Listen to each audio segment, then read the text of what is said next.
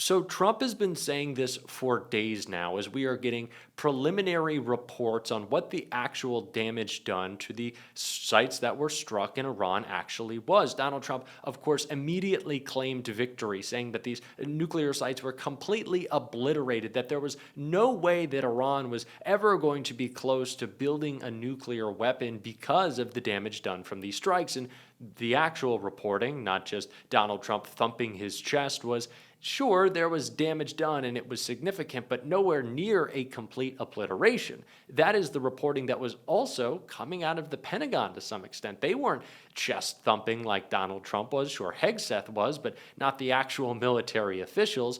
But now we have some breaking news from CNN confirming that Donald Trump had been lying the whole time, and it comes in the form of a leak out of the Pentagon.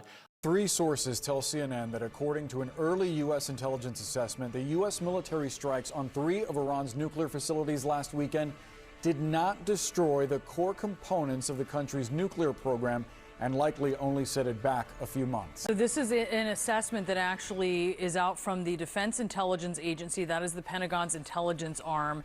Central Command essentially looking at the images and looking at what was actually damaged. The Defense Intelligence Agency has assessed that the core components of Iran's nuclear program are largely intact, and that Iran's nuclear program has essentially only been set back by months. Now, we presented this information to the White House for comment, and White House Press Secretary Carolyn Leavitt, she did acknowledge the existence of this assessment, but she said in a statement that the administration disagrees with it. She said, quote, "This alleged assessment is flat out wrong and was classified as top secret, but was still leaked to CNN by an anonymous low-level loser in the intelligence community. The leaking of this alleged assessment is a clear attempt to demean President Trump and discredit the brave fighter pilots who conducted a perfectly executed mission to obliterate Iran's nuclear program." And what we are told is that as of now, this Defense Intelligence Agency assessment, it does conclude at this point, again, it is still very early, that those underground facilities, including the centrifuges, including the highly enriched uranium that everyone has been talking so much about, those are largely